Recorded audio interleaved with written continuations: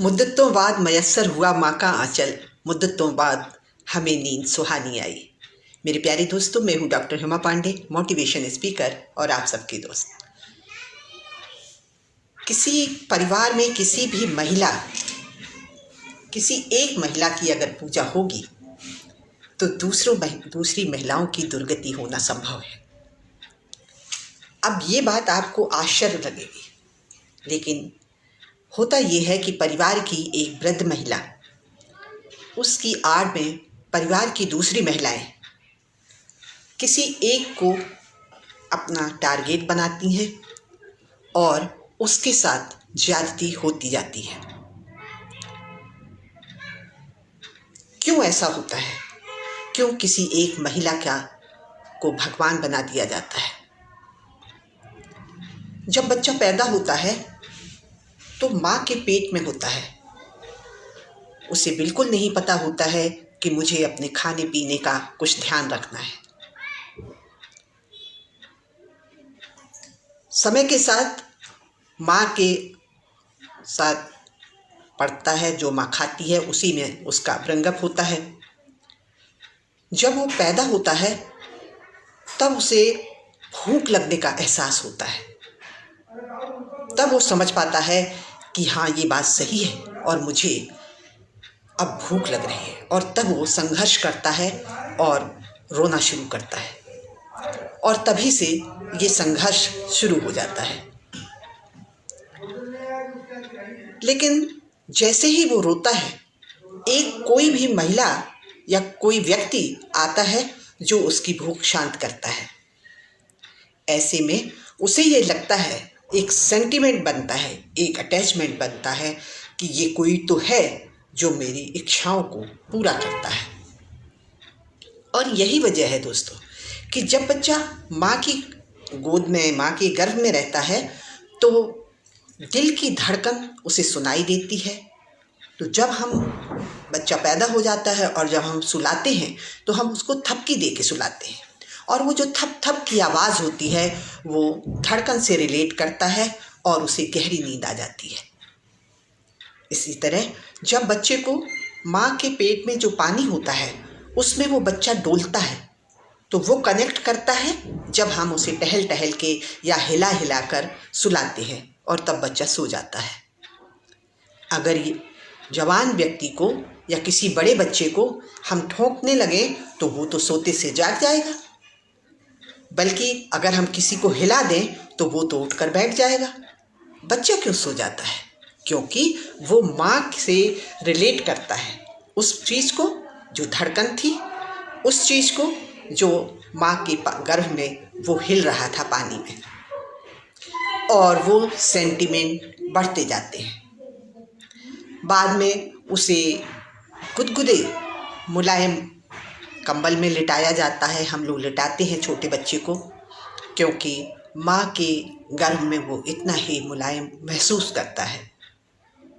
तो बच्चा वहाँ पर निश्चिंत हो जाता है और सो जाता है। धीरे धीरे ये सेंटिमेंट बढ़ते जाते हैं और बच्चा बड़ा हो जाता है। परिवार की दूसरी महिलाएं जब उसकी माँ को परेशान करती हैं तो वो तिलमिला के रह जाता है, क्योंकि बहुत छोटा है, वो कुछ कर नहीं पाता है। ऐसे में वो सोचता है कि मैं जरूर बड़ा होकर कुछ ऐसा करूँगा जो माँ के खिलाफ एक शब्द भी नहीं सुनूंगा, माँ का हर हाल में ख्याल रखूंगा। और ऐसे सिलसिले के अंतर्गत समय निकलता जाता है और वो बड़ा होता जाता है। माँ के प्रति उसकी हमदर्दी बढ़ती ही जाती है। अब वो भी बड़ा हो चुका है, मर्द हो चुका है, तो अब वो माँ के खिलाफ कुछ सुनना ही नहीं चाहता है, क्योंकि उसने माँ की दास्तान देखी है। माँ के गर्भ से जो सिलसिला चला है तो एक सेंटिमेंट भी था। माँ की जो परेशानियाँ थी वो सब उसने महसूस की, अपनी आंखों से देखी हैं।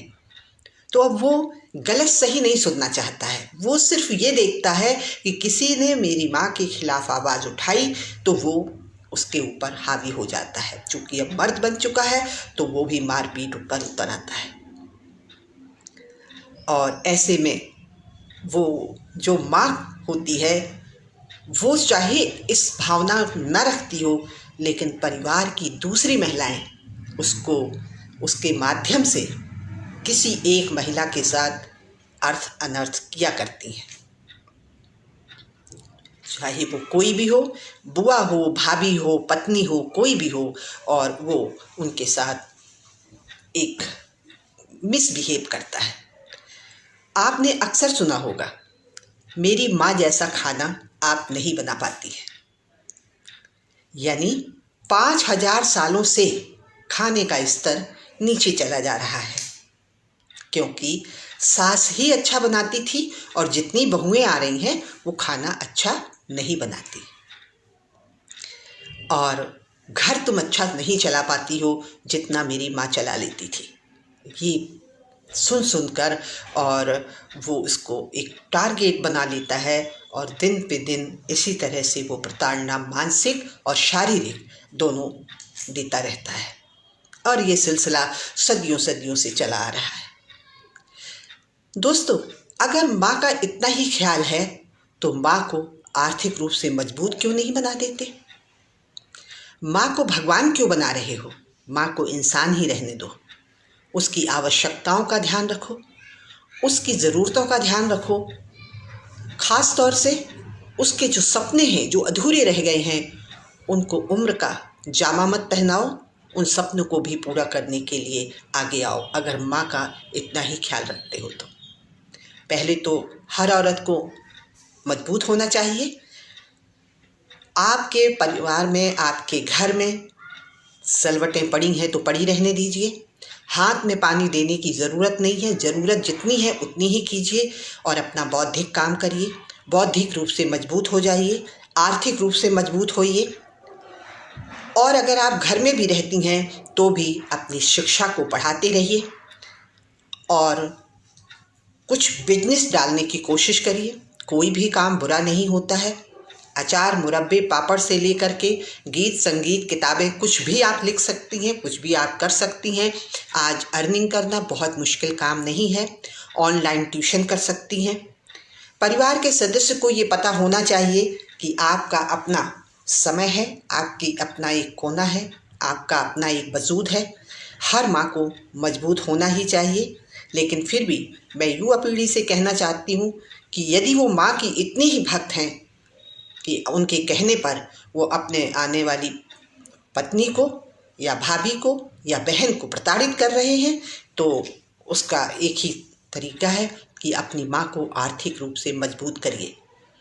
अगर आप सक्षम हैं, उसके लिए एक अलग से व्यवस्था रखिए, उसके खान पान का, उसके साथ उसके सर्वेंट का, उसके देखभाल का।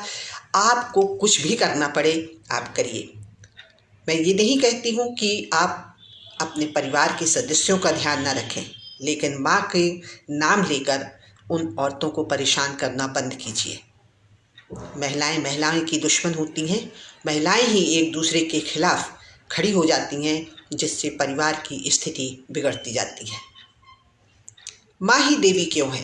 पिता भी देवता क्यों नहीं है? पिता भी तो अपना पूरा जीवन लगा देता है, पूरी जवानी सौंप देता है, संघर्ष करता है। माँ को देवी कहकर उसके सहयोग ना करके उसको देवी के रूप में उसकी पूजा करते हैं और उसे पैसे, दो पैसे के लिए मोहताज बना देते हैं। इसलिए किसी एक महिला की बात नहीं, वस्तु स्थिति को समझिए। अगर ज़रूरत हो तो अलग अलग रहने दीजिए। हर महिला का सम्मान से जीना उसका हक है। आप जितना ज़रूरत है, जिसकी जिम्मेदारी है, वो अपनी अपनी जिम्मेदारियों का निर्वाह कीजिए। अगर कोई वर्कर लेडी है, जो बहू है, तो माँ के लिए कोई आप अच्छा सर्वेंट रखिए ताकि वो उनकी देखभाल कर सके।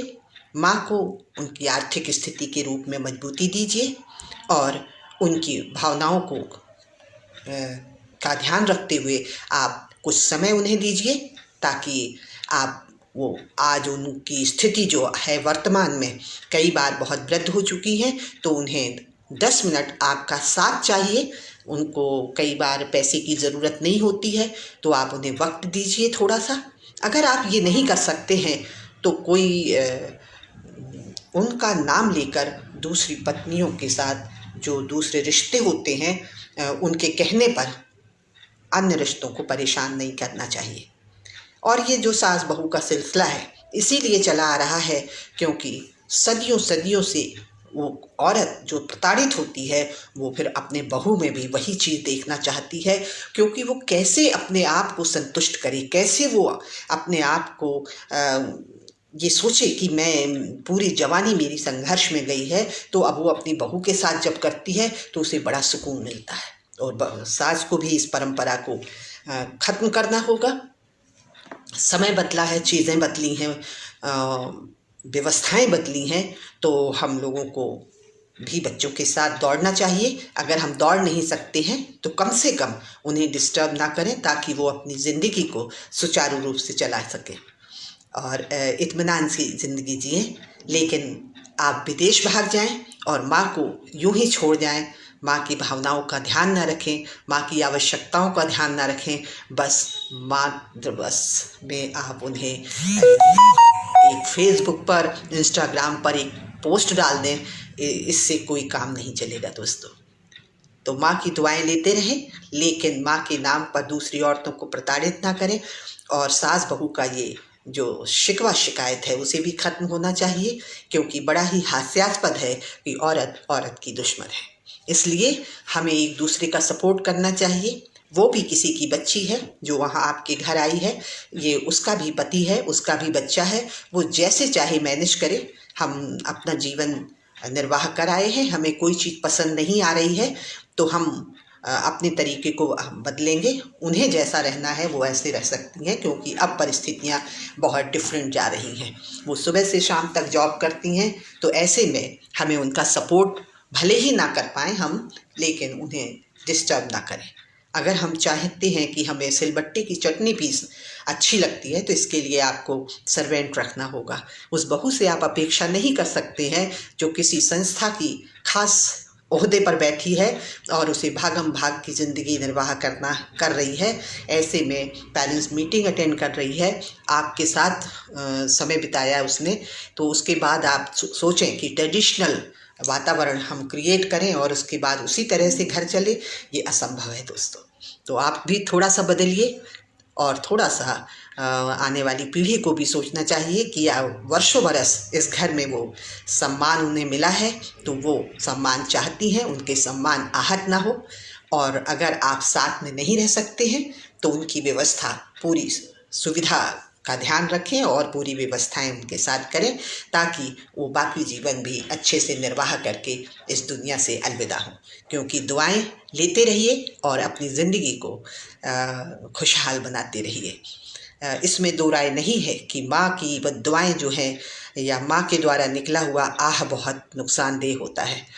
तो आप माँ को संतुष्ट रखिए, लेकिन उनको देवी की तरह पूजिए मत, उनकी आवश्यकताओं का ध्यान रखिए। जो अंतरात्मा से निकलती हुई आवाज़ है वही आपको दुआओं में परिवर्तित हो जाती है। बस चलते चलते बस इतना ही कहूँगी कि ये चमक मेरे किरदार की है, आसमां से आए अखबार की है, मैं चलूँ तो मेरे संग संग कारवां चले, बात गुरूर की नहीं एतवार की है। आज इतना ही। जय हिंद, जय भारत, नमस्कार।